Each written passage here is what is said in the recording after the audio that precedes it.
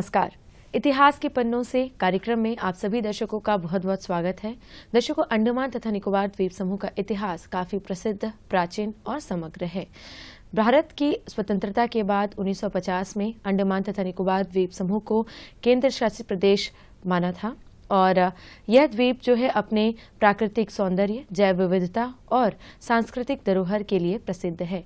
अंडमान का इतिहास संघर्ष, शौर्य और समृद्धि की गाथा है, जो आज भी यहाँ के स्मारकों, वास्तुकला और स्थानीय परिवेशों में सम्मिलित है। तो दर्शकों, आज के इस कार्यक्रम में हमारे आज का चर्चा का विषय है अंडमान की पहली राजधानी पोर्ट कॉर्नवालिस, और इस विषय में अधिक जानकारी देने के लिए हमारे स्टूडियो में आज उपस्थित है डॉक्टर प्रणब कुमार सरकार। पोर्ट ब्लेयर स्थित एक प्रसिद्ध इतिहासकार, मानव विज्ञानी और लेखक है। डॉक्टर सरकार ने अंडमान के इतिहास और जनजातीय मुद्दों के विभिन्न मुद्दों पर शोध में महत्वपूर्ण भूमिका निभाई। तो डॉक्टर प्रणब, आपका हमारे इस कार्यक्रम में बहुत बहुत स्वागत है। धन्यवाद जी। तो प्रणब जी, जैसे कि हम सब जानते हैं कि अंडमान तथा निकोबार द्वीप समूह की जो राजधानी है वो पोर्ट ब्लेयर है। क्या ये हमारी पहली राजधानी थी या इसका इतिहास ही कुछ और है?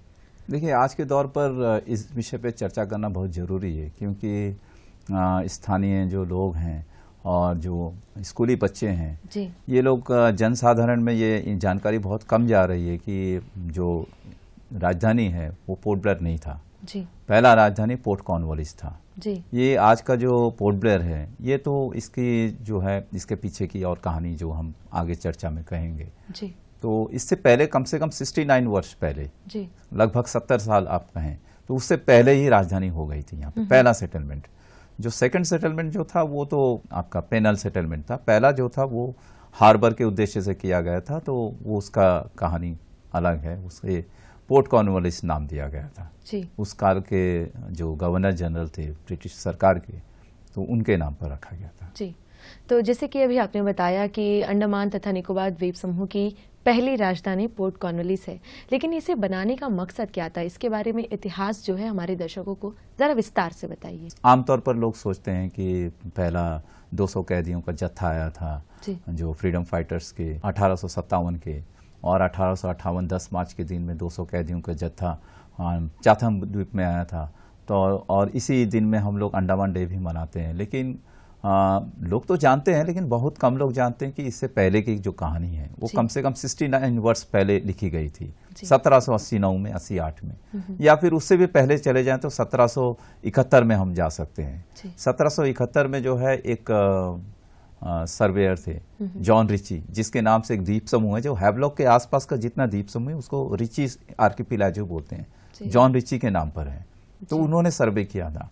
सर्वे करने के बाद में और यहाँ के जो द्वीप की जो स्थिति है, जो भौगोलिक स्ट्रैटेजिक इंपॉर्टेंस थी उस काल में माना गया था, क्योंकि समुद्री डाकू लुटेरे सब आते थे। लकड़ी के जहाज होते थे, जहाज़ों में 90% लकड़ी के पुर्जे होते थे, लकड़ियों का, तो लकड़ियों की आवश्यकता होती थी। मरम्मत के लिए वो लोग रुकते थे आइलैंड में, तो यहाँ के आदिवासी आक्रमण करते थे, समुद्री डाकू आक्रमण करते थे। तो उन लोगों को आवश्यकता पड़ी कि एक हार्बर किया जाए, हार्बर, एक सेफ हार्बर। तो लेकिन जो 1771 में जो सर्वे हुआ था उसमें भी यही रिकमेंडेशन किया था कि यहाँ एक कॉलोनी बसाया जाए तो अच्छा है। लेकिन रिची का वो जो प्रपोजल था उसको एक्सेप्ट नहीं किया गया, इंटरेस्ट नहीं लिया गया। उसके बाद में करीबन कुछ सालों के बाद में फिर 77-78 के दौरान में 3 और सर्वे हुई थी। इन सारे सर्वे रिपोर्टों में ये सिफारिश की गई थी कि यहाँ पे हार्बर किया जाए, लेकिन नहीं हुआ, तब भी माना नहीं गया। अब उसके करीबन 10 साल के बाद में 1788 को जो है भूचानन जो थे, एक कैप्टन भूचानन, इसी आइलैंड के पास से गुजरे। तो उन्होंने इस द्वीपों का, तटों का बारीकी से निरीक्षण किया, तो उन्हें लगा कि यहाँ हार्बर किया जाए। उन्होंने प्रपोजल दिया। फिर इस बार जो है जो ब्रिटिश सरकार है उसने इस प्रपोजल को मान लिया। मानने के बाद में उन्होंने क्या करे, इस पे अपना काम शुरू किया। और जो क्योंकि किसी भी जगह पे प्रपोजल ये होती थी और प्रपोजल के आधार पर सर्वे होता था, और उस टाइम में भी एक सर्वे हुआ और उसमें भेजा गया कि आर्चीबेल्ड ब्लेयर को, जिसके नाम से बाद में पोर्ट ब्लेयर पड़ा। तो ये आर्चीबेल्ड ब्लेयर जो था एक हाइड्रोग्राफर थे, तो इनके साथ में कोलब्रुक थे, जिसके नाम से एक आइलैंड है स्टेट आइलैंड के पास में, कोलब्रुक आइलैंड।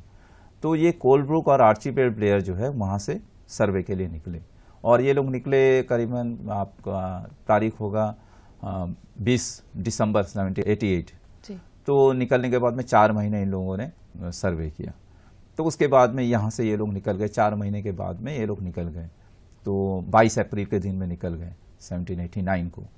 तो यहाँ से अंडमान छोड़ दिए। छोड़ने के बाद इन लोगों ने अपने रिपोर्ट सबमिट की और इन लोगों ने भी सिफारिश की कि हार्बर होना चाहिए, बहुत अच्छी जगह है, यहाँ पे एक उपयुक्त स्थान है हार्बर के लिए। तो उसके बाद में इनके प्रपोजल को मान लिया गया और फिर उसी आर्चिबेल्ड ब्लेयर को वापस भेजा यहाँ पे। और वो आर्चिबेल्ड ब्लेयर आए यहाँ पर और उनका पदार्पण यहाँ पर हुआ 28 सितंबर 1789 को। 28 सितंबर 1789 को आर्चिबेल्ड ब्लेयर यहाँ आ गए। आने के बाद में वो जो पहला जब आए तो 2 जहाज थे उनके पास में, वाइपर और एलिजाबेथ। और जो वाइपर के नाम पर ही वाइपर द्वीप है। लोग सोचते हैं कि सांप के नाम पर है, नहीं, गलत है। वाइपर उस जहाज के नाम पर था। वाइपर और एलिजाबेथ से यहाँ आए और पहला जो द्वीप चुना था, छोटा सा टापू चुना था अपने बसाहट के लिए, सेटलमेंट के लिए, वो टापू जो था उस काल में उस टापू का नाम था मार्क आइलैंड, MARK, जो बाद में चलकर हम इसे चाथम के नाम से जानते हैं। तो मार्क आइलैंड था। तो मार्क आइलैंड में ये लोग आ गए। आने के बाद में लोग अपना बसाहट शुरू किए और जब वो लोग आए थे तो उनके साथ में 20 सिपाही थे, 50 लेबरर्स थे, एक कारपेंटर था और 2 यूरोपियन आर्टिफिशियर्स थे। ये छोटा सा जत्था था। आने के बाद में जो मार्क आइलैंड यानी कि आज का जो चाथम आइलैंड है, यहाँ पे इन लोगों ने अपना सेटलमेंट किया। सेटलमेंट करने के बाद में जो एक और जहाज थी बाद में आई, जो रेंजर जो जहाज था, उसको उन्होंने निकोबार भेजा। निकोबार भेजकर वहाँ से जो आज भी निकोबारियों के बीच में एक जंगली आलू है, एक आलू की प्रजाति है, वो काफ़ी लोकप्रिय है उनमें। तो वो आलू वहाँ से यहाँ ले आए, जो जहाज में बड़ी संख्या में लाए, आलू लाए और नारियल लेकर आए। तो लाने के बाद में ये लोग यहाँ पे इस तरह का बसाहट धीरे धीरे पनपने लगा था। जी प्रणब जी, जो पोर्ट कॉर्नवालिस सेटलमेंट है वो आज के चाथम द्वीप पर बसा हुआ था, लेकिन इसके आगे की कहानी क्या है, जरा विस्तार से बताइए। जी, जब ये लोग बस गए तो इस पूरे हार्बर एरिया को पोर्ट कॉर्नवालिस कहा। पोर्ट यानी कि हार्बर एरिया को बोलते हैं। तो ये तो ब्लेयर का काल था। तो इस ब्लेयर अपने काल में तो उनका पोर्ट ब्लेयर नहीं पड़ा था, पोर्ट कॉर्नवालिस पड़ा था। इसके बाद क्या हुआ कि सब कुछ ठीक ठाक चल रहा था। इन लोगों ने एक एवेन्यू भी की, एक डिमार्केशन लाइन भी खींची। पॉनिस बे, आज का जो पॉनिस बे है, वहाँ से नेवी बे के बीच में एक डिमार्केशन लाइन एवेन्यू की तरह खींचा था कि उसके उस तरफ में आदिवासी का इलाका है या हमारा इलाका है, ऐसे करके चलता रहा। उसके बाद में फिर जो है कोमोडोर कॉर्नवालिस आए 1791 के आसपास में, कोमोडोर कॉर्नवालिस। फिर कोलब्रुक भी आ गए थे। तो कोलब्रुक भी आ गए। तो कोलब्रुक पहले उनके सर्वे के टाइम में था, वो कोलब्रुक भी यहाँ आ गए। तो इसके बाद में ये लोग जो है कुछ समय के बाद में आर्चिबेल्ड ब्लेयर जो था, सर्वेयर जो था, अपने एक सबऑर्डिनेट ऑफिसर है कैप्टन बेल्स को यहाँ की जिम्मेदारी देकर वो अंडमान की तरफ निकल गया। तो वहाँ का उन्होंने सर्वे किया। आज का जो डिगलीपुर इलाका है, वहाँ पे सर्वे करने के बाद में वो काफी उनको अच्छा लगा। अच्छा लगने के बाद में फिर उन लोगों ने क्या करा, प्रपोजल दिया कि ये जगह जो है हम लोग बसाया जाए यहाँ पे। तो उन्होंने फिर प्रपोजल किया कि ये सेटलमेंट को शिफ्ट किया जा करके प्रपोजल दिया था। तो उसके बाद में इनका प्रपोजल अक्टूबर के महीना था, 16 अक्टूबर 1792, यानी कि 3 साल का सेटलमेंट रहा। आज के जो चाथम है, साउथ अंडमान का जो चाथम, वहां पे 3 साल का सेटलमेंट के बाद में फिर एक फाइनल ऑर्डर आ गया कि जो सेटलमेंट को शिफ्ट किया जाए। क्योंकि ये लोग जो थे, आप कभी जाएंगे आप डिगलीपुर के पास में, तो Smith island and Ross island है, जो जुड़वा द्वीप है, उसके आपके दक्षिण पश्चिम की दिशा में आपको पूरा बेज मिलेंगे, छोटे छोटे टापू मिलेंगे सब। वो काफी अच्छा लगा उनको, हवादार लगा। उनको लगा कि ये जो जगह है काफी खूबसूरत जगह है, उस जगह से ये जगह ज्यादा अच्छा है। तो वो प्रपोजल के आधार पर 16 अक्टूबर 1792 यानी कि 3 साल के बाद में शिफ्ट करने का ऑर्डर आया था। तो फिर ये यहाँ से वो लोग वहां पे शिफ्ट किए और वहां के सेटलमेंट का नाम भी पोर्ट कॉर्नवालिस ही रखा गया। ऊपर से आदेश आया था कि पोर्ट कॉर्नवालिस को जब शिफ्ट कर रहे हो तो वो भी पोर्ट कॉर्नवालिस होगा। और वहां जिस टापू में वो लोग अपना डेरा जमाया हुआ था, वो आइलैंड का नाम भी चाथम ही रखा है। बहुत कम लोग जानते हैं वहां पे एक चाथम आइलैंड भी है। तो वैसे करके तो वहां रहने लगे। जी, जैसे कि अभी आपने बताया कि जो पोर्ट कॉर्नवालिस पहले चाथम द्वीप में था, लेकिन इसके बाद इसको शिफ्ट कर दिया गया उत्तर अंडमान में। तो ये व्यवस्था कब तक चली और कैसे की गई? बिल्कुल, ये जो है यहाँ से जब पोर्ट कॉर्नवालिस चला गया, अब मैं जो पोर्ट कॉर्नवालिस बोलूंगा और चाथम बोलूंगा तो समझ लीजिए कि ये मैं नॉर्थ अंडमान की बात कर रहा हूँ, क्योंकि दोनों आइलैंड एक दोनों जगह पे हैं। यहाँ पे भी चाथम थे, यहाँ पे को पोर्ट अब शिफ्ट हो गया सेम नाम के साथ में। अब मैं जो कहूंगा तो वहाँ की बोल डिगलीपुर के जी। तो आज का जो डिगलीपुर है, एरियल वे जो है, जेट्टी है वहाँ पे, तो यहाँ पे ये लोग आ गए। आने के बाद में कुछ समय के बाद में जो है एक अलेक्जेंडर कीड है जो आपके पोर्ट मिडो, यहाँ पे नॉर्थ बे के थोड़ा सा उत्तरी दिशा में जाएंगे तो पोर्ट मिडो, उसके ऑपोजिट में छोटा सा द्वीप है, कीड आइलैंड बोलते हैं, इस कीड के नाम पर था। तो ये इंजीनियर भी था ये, तो कैप्टन अलेक्जेंडर कीड वहाँ पर आ गए। तो आने के बाद में उन्होंने पूरी व्यवस्था संभाली और इसी तरह 1792 में आए, अक्टूबर में ऑर्डर मिला था, ये लोग आ गए। तो 1793 के आसपास में जून के महीने में फ्रांस और इंग्लैंड के बीच में युद्ध शुरू हो गया था। तो उसके आधार पर फिर उसको देखते हुए, क्योंकि ये भी स्ट्रैटेजिक पॉइंट था, तो इसमें भी उन लोगों ने अपनी व्यवस्था पूरी सुदृढ़ बना ली थी कि युद्ध काल में हम लोग अपना रक्षा कैसे करें करके उस चाथम द्वीप में। तो चाथम द्वीप में काफी कुछ उन लोगों ने काम वाम किया, काफी स्ट्रक्चर खड़े किए इस तरह के साथ में। उसके बाद में क्या हुआ कि 1794 में 50 और कैदी आए, भारतीय कैदी। सोचिए, सब सोचते थे कि पहले दूसरा सेटलमेंट, पेनल सेटलमेंट, कैदी आए थे, लेकिन फर्क यह है कि पहला सेटलमेंट जो कैदी आए थे वो हार्बर के, उसमें उनको पनिशमेंट के तौर पर नहीं लाया गया था। जो सेकंड जो 1858 में उनको पनिशमेंट के आधार पर लाया था, पनिशमेंट के लिए पेनल सेटलमेंट, पनिशमेंट सेटलमेंट, वो हार्बर सेटलमेंट था। तो और उसको नेवल जो आर्टिलरी जो है उसके हिसाब से उनको उसमें वहां पे व्यवस्था की गई थी। तो 50 कैदी और आ गए थे कामकाज के लिए, सब पूरी व्यवस्था संभालने के लिए, कीड वहां पे मौजूद थे।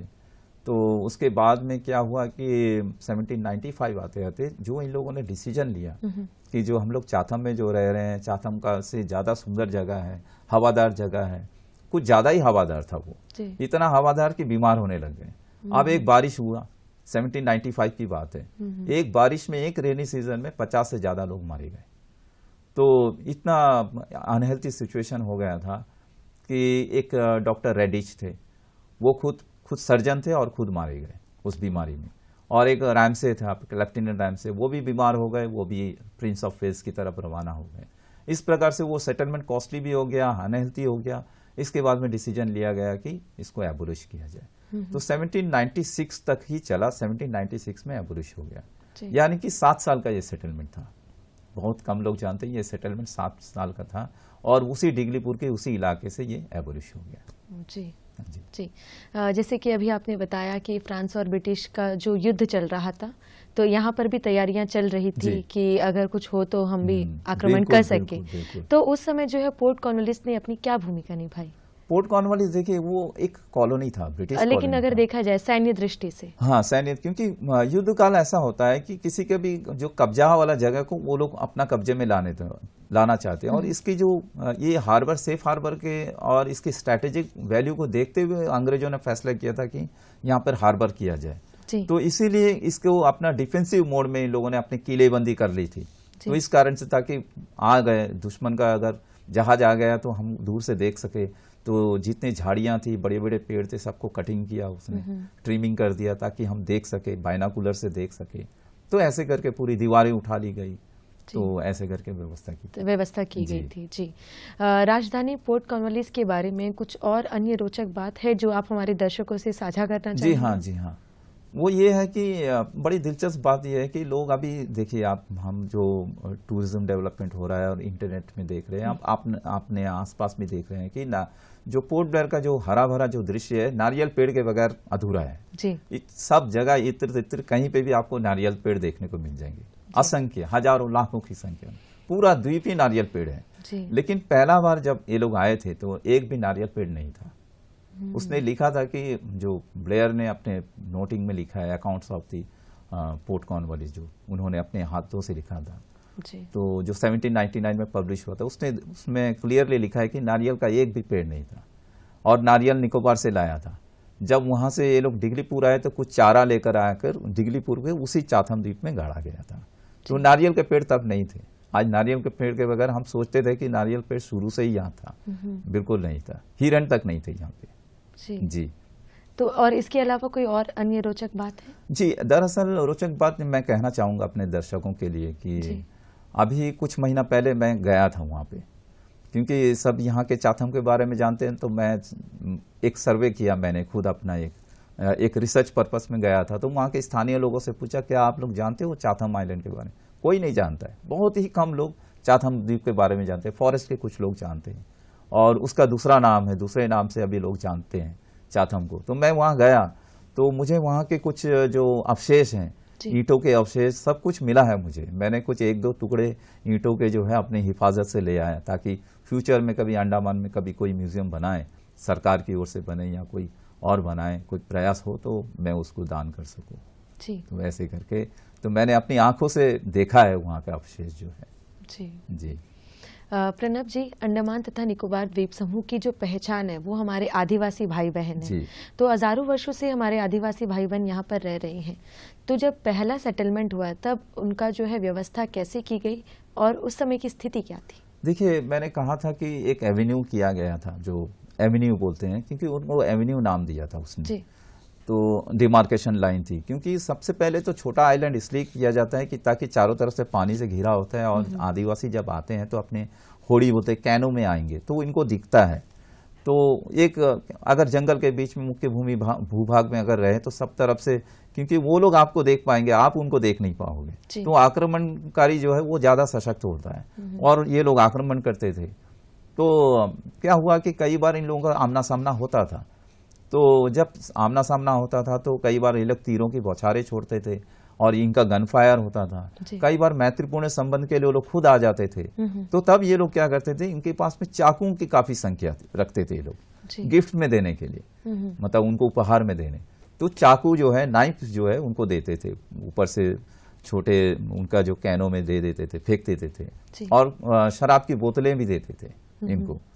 तो ऐसे करके उपहार देते थे और ये लोग खुश होकर चले जाते थे। उसके बाद में इनको लगता था कि ये जो है हमारे साथ में काफी मित्रतापूर्ण संबंध हो जाएगा, तो अब हो गया। फिर ये लोग फिर कभी प्रयास करते थे उस किसी दूसरे जगह पे उतरने की, तो ये लोग फिर आक्रमण करते थे। ऐसी अनगिनत कहानियों से भरी पड़ी है हमारा जो इतिहास है उस समय का, कॉलोनियल हिस्टोरी जो है अंडमान का। तो ऐसे काफी झड़प हुए, तो और कई बार उनको बंधक बनाकर रखे भी अपने जहाज में। तो जैसे कि बाद में सेकंड सेटलमेंट के टाइम में भी एक को बंधक बनाया था, तो उसको मोवेट ने नाम दिया था कि जॉन अंडमान। तो वो काफी प्रसिद्ध हो गया था। तो ऐसे करके चलता रहा शुरू से ही। और उस समय एक और दिलचस्प बात मैं कहना चाहूंगा अपने दर्शकों के लिए और जो लोग आदिवासियों के बारे में जानने को इच्छुक होते हैं, कि जो पहला सेटलमेंट जो था, जो ब्लेयर का, कोलब्रुक काफी अच्छा भाषा पे काफी काम करते थे, वो यंग ऑफिसर थे। तो भाषा को काफी, उनका भाषा जो है जो बोलते थे उनको कलेक्ट करते थे। बाद में पता चला कि इनके सेटलमेंट के टाइम में इनका इंटरैक्शन जारवा से होता था, ना कि अंडमानी से। और उसके बाद 1858 आते आते अंडमानी से ही आ गए, जारवा जो है पृष्ठभूमि में चला गया, भूभाग हिंटरलैंड में चले गए। तो ये पोर्टमैन अपनी पुस्तक में लिखता है कि क्या कारण था किसी को नहीं पता है, कि जो पहला जो सेटलमेंट के टाइम में जारवा दिखते थे, अब जो है अंडमानीज दिखने लग गए। और अंडमानीज 10 उपजातियां थी, अक्का बो, अक्का केदे, अक्का पुचिकवार, अक्का जुवाई, अक्का बिया। तो ऐसे कर अक्का बिया जो पोर्ट ब्लेयर के आसपास में सब अक्का बिया थे। ऐसे करके उनका पूरा का पूरा कॉन्सेंट्रेशन था। लेकिन पहला सेटलमेंट जो आज हमारा जो विषय है, इसमें मैं बात करूंगा तो ये जो आदिवासी है ये जारवाई थे, जैसे कि कोलब्रुक के उससे मिलता है। जी, जैसे कि हम बात कर रहे हैं अंडमान की पहली राजधानी पोर्ट कॉर्नवालिस के बारे में, तो यहाँ पर 3 बार सेटलमेंट हुआ, लेकिन उस समय उनकी जीवन शैली कैसी थी? जी हाँ, जीवन शैली ऐसी थी कि जैसे हम लोग आज सेल्यूलर जी की बात करते हैं, वो तो 4 दीवारी थे, लेकिन उस समय क्या था कि टेंट में रहते थे, कैनवस के तंबू होते थे और काफी दिक्कतें होती थी। मलेरिया जो है वो काफी, मलेरिया के कारण ही पहला सेटलमेंट एबोलिश करना पड़ा, मलेरिया के कारण। खासतौर पर हम जो कहें, हमने कहा कि ये बीमारी में मारे गए, बीमारी क्या थी, मलेरिया ज्यादातर थी और फीवर वगैरह होते थे और ठंडी हवाएं लग जाती थी, न्यूमोनिया होता था। तो काफी कष्टदायक जीवन था और जंगल, चारों तरफ जंगल था, कोई ज्यादा सुविधा नहीं थी, क्योंकि कंक्रीट की 4 दीवारी तो थी ही नहीं। तो हवा जो है कहीं से भी आ जाता था तंबू के अंदर में, तो ठंड लगती थी इनको, कंबल और कितना उनको छुटकारा ये देगा, राहत देगा। तो ऐसे करके इनका, और काम के लिए लोगों को जाना पड़ता था, जंगल की कटाई वटाई, और सांप बिच्छू इतने होते थे कि पूछिए मत। और ब्लेयर ने खुद लिखा है कि जो कनखजूरा जो आज बोलते हैं, वो 6 इंच का लंबा कनखजूरा होता था, सबसे खतरनाक था, उनसे काफी डरते थे लोग। तो उस काल में, उस टाइम में कनखजूरे काफी थे। तो ऐसे करके था, तो इनकी जो काफी कष्टदायक जीवन था। लेकिन तो एबोलिश हुआ तो उनके दृष्टिकोण से ये काफी अच्छा ही उनका लिए डिसीजन था, नहीं तो कोई और बचता नहीं जो भी सेटलमेंट में होते। तो 1796 की बात है जो एबोलिश हुआ है। जी। जैसे कि मैंने शुरुआत में कहा था कि अंडमान तथा निकोबार द्वीप समूह का इतिहास काफी प्राचीन, समग्र और प्रसिद्ध है। लेकिन हम बात करें पोर्ट कॉर्नवालिस की, तो अंडमान निकोबार में पोर्ट कॉर्नवालिस का आज के इतिहास में क्या प्रभाव है? देखिए, पोर्ट कॉर्नवालिस तो उसके बाद में जो है वो ब्रिटिश अटेंशन में आ गया था, क्योंकि अब उनको पता चल गया कि एक हार्बर तो है, एक जान, क्योंकि उससे पहले के सर्वे रिपोर्टों को उतना तवज्जो नहीं दिया गया था ब्रिटिश सरकार द्वारा। 1771 की बोल दे या 77-78 की बोल दे, ये 3 सर्वे और बाद में जो हुई थी उनको बिल्कुल नहीं। लेकिन इसके बाद में जो सेटलमेंट किया गया तो उनको पता चल गया कि यहाँ संभव है, अगर और हम लोग इम्प्रूवमेंट लाएं, अपने जो सेटलमेंट के जो बंदोबस्त है उसको और अच्छा चाक चौबंद कर दे तो अच्छी तरह हम लोग रह सकते हैं। तो इसी कारण से मुझे लगता है कि जो 1858 का 57 में जो 1857 की जो क्रांति हुई थी मुख्य भूमि भारत में, जो मेरठ से शुरू हुई थी, उसके बाद में इन लोगों ने फैसला किया कि एक ऐसी जगह ले जाया जाए जहाँ पे इन कैदियों को कहीं भाग ना सके, और मुख्य धारा से ये लोगों को हटाकर वो पृथक जीवन जीने को मजबूर करे, और जितना हो सके, जितना हमारी क्षमता में उतना सजा दिया जाए इनको उसी वातावरण में। और अगर वो मरखब भी गए तो उनका पता भी नहीं चलेगा, काला पानी बोलते थे उस समय। इस कारण से उनके ऑलरेडी उनके अटेंशन में थी ये पोर्ट कॉर्नवालिस, ये जो जगह थी, तो इसीलिए उस चाथम द्वीप में ही लाया गया शुरू में, जो वाकर जो था। क्योंकि मैंने कहा है कि नारियल के लिए इन लोगों ने रेंजर जहाज को निकोबार में भेजा था, ताकि क्योंकि इनके पास में पहले से जानकारी थी, पूरी जानकारी थी, दूसरे यात्रा वृतांतों से इन्होंने जानकारी इकट्ठी कर रखी थी। तो उसी जानकारी के आधार पर, जो पहला सेटलमेंट की जानकारी के आधार पर इन लोगों जो है जेपी वाकर और इन लोगों ने जो आया था, जो आए थे, तो ये चाथम में ही पहले पदार्पण किए थे। उसके बाद में फिर पोर्ट ब्लेयर मुख्य में जैसे हेडो है, फोनिक्स बे है, फिर उसके बाद रॉस चले गए, फिर लेकिन मुख्य भूमि जो इलाका है यहाँ को जंगल सफाई करके यहाँ पे स्टेशन खोलने लगे थे। ये पोर्ट कॉर्नवालिस का ही प्रभाव है। जी। अब हम आपसे जानना चाहेंगे कि पोर्ट कॉर्नवालिस में के माध्यम से कौन सा जो सामान है उसका व्यापार करते थे, या उनकी अर्थव्यवस्था को सुधारने के लिए वो किस तरह का व्यापार करते थे? देखिए, पोर्ट कॉर्नवालिस का जो स्थापना थी वो एक सेफ हार्बर के उद्देश्य से थी, ना कि व्यापार के उद्देश्य से, क्योंकि यहाँ समुद्री डाकुओं का आक्रमण होता था, और कोई जरूरत हो या दूसरे कोई ब्रिटिश आधिपत्य का जहाज कोई आता था तो उसकी रक्षा ये लोग कर सके। और एक सेटलमेंट था, एक हार्बर था, अगर कुछ पानी की जरूरत है, क्योंकि पानी इनको जरूरत होती थी। अब कहीं पे हम लोग जाते हैं, मान लीजिए लंबे हाईवे में जाते हैं, तो हम कहीं गाड़ी रोकते हैं पानी पीने के लिए, फ्रेशनेस के लिए, और कुछ और सामान खरीदना हो तो पास की दुकान में उतर जाते हैं। तो एक इसी तरह का लंबी यात्रा से चलते चलते वो एक हार्बर है। तो ऑलरेडी हमारा यहाँ स्थापना है, मतलब सेटलमेंट है, कॉलोनी है, तो यहाँ कॉलोनी में उतरने में उनको दूसरे जितने जहाजें हैं उनको आसानी होती थी। तो इस कारण से ये हार्बर होता था, व्यापार कुछ होता नहीं था। और शायद इसी कारण से, क्योंकि कॉस्टली हो गया था, व्यापार तो था नहीं, लेकिन इन लोगों को संभालना, इनके खाने पीने की जरूरतों को पूरा करना, प्लस बीमार भी हो रहे थे लोग, इस कारण से 1796 में कॉलोनी जो है एबोलिश हो गया था। जी। अब हम आपसे जानना चाहेंगे कि पोर्ट कॉर्नवालिस पहले चाथम द्वीप पर था, फिर इसके बाद जो है उत्तर अंडमान में वो शिफ्ट हो गया। पहले दक्षिण अंडमान के चाथम, फिर उत्तर अंडमान के चाथम। तो आज जो है इसकी स्थिति क्या है, वर्तमान स्थिति क्या है? मैं तो जैसे मैंने कहा था, मैं गया था, तो लोग जो है जानते नहीं है। कोई कहता है कि वो पास का स्मिथ आइलैंड में है ये चाथम, कोई कहता है कुछ और आइलैंड में है, लेकिन मैंने पूरी की पूरी उसकी वेरिफिकेशन की, मछुआरों से पूछा कि कहाँ पे ईंटों का अवशेष मिलता है, कहाँ पे ये मिलता है। फिर ब्लेयर के पुराने मानचित्र में वो उन्होंने पूरा मैपिंग किया हुआ है पहला सेटलमेंट का, उससे हमें मदद मिली ऐसा नहीं कि हम लोग अंधे की तरह गए और उतर गए, ऐसा नहीं है। हम लोगों ने उसकी पूरी की पूरी उसकी मैपिंग को देखा है जी। एरियल बे का पूरा मैप आपको ब्लेयर के चार्ट में मिल जाएगा जी। तो इस तरह करके हम लोग वहां पे चले गए। एक बात और कहना चाहूंगा कि जब अंडमान में आ गया और अब ये चाथम और ये जो पोर्ट कॉर्नवालिस को ओल्ड हार्बर नाम दिया गया जी। उसके बाद के जितने भी स्क्रिप्ट आपको मिलेंगे, जो नैरेटिव्स मिलेंगे ब्लेयर की, उसमें उन्होंने ओल्ड हार्बर लिखा है। तो कभी भ्रांति ना पाले कि अगर आपने कहीं पढ़ा है इतिहास के पुराने अंग्रेजों की किताब में ओल्ड हार्बर, इसका मतलब ये कि पोर्ट ब्लेयर। उसके बाद में सेकंड जब सेटलमेंट हुआ तो इनके सम्मान में जे पोर्ट कॉर्नवालिस के जो फाउंडर जो आर्चिबाल्ड ब्लेयर, उनके सम्मान में इसका नाम पोर्ट ब्लेयर रखा गया जी। 1858 की बात है ये, अप्रैल 1858 को इसका नामकरण पोर्ट ब्लेयर किया गया जी जी जी। प्रणब जी, आपके अनुसार हमारे जो दर्शक हमें देख रहे हैं और जो आज के लोग हैं, उनको पोर्ट कॉर्नवालिस के बारे में जानना कितना महत्वपूर्ण है और क्यों जरूरी है? देखिए, हमको तो कई बार अपने जो पूर्व पुरुषों का हमेशा जानकारी रखनी चाहिए हमें जी। और इतिहास तो हमारा जो है जड़ है, चेतन है, और इतिहास की जानकारी हमारे बच्चों को, नेक्स्ट जनरेशन को जरूर होनी चाहिए। और अंडमान का इतिहास इससे भी बहुत पुराना है, लेकिन जहां तक कॉलोनी की बात है, वो भी एक कॉलोनी, क्योंकि भारतीय कैदी भी यहाँ आए थे, भारतीय लोग आए थे यहाँ पे। ऐसे नहीं कि सिर्फ अंग्रेजों का सेटलमेंट था, भारतीय थे यहाँ पे, और ये पहला कॉलोनी है अंडमान का। उसके बाद तो दूसरा कॉलोनी यहाँ से फिर शुरू हो गया। इसके जो आज भी उनके जो 1858 के जो लोग आए थे, उनके वंशज आज भी यहाँ है, जिसको लोकल बोर्न कहते हैं। तो लोकल बोर्न वालों को सिर्फ उनको याद नहीं करनी है, उनके वंशजों को हम ये नहीं कहेंगे कि आप ही याद करो।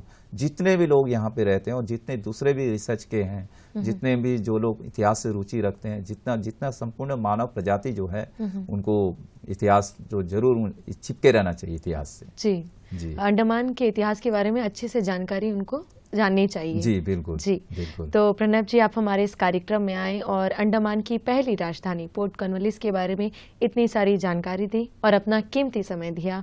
आपके लिए हमारी पूरी दूरदर्शन परिवार की ओर से बहुत बहुत धन्यवाद। तो दर्शकों, हम उम्मीद करते हैं कि आज के इस कार्यक्रम से आप जरूर लाभान्वित हुए होंगे और दीजिए हमें इजाजत। नमस्कार।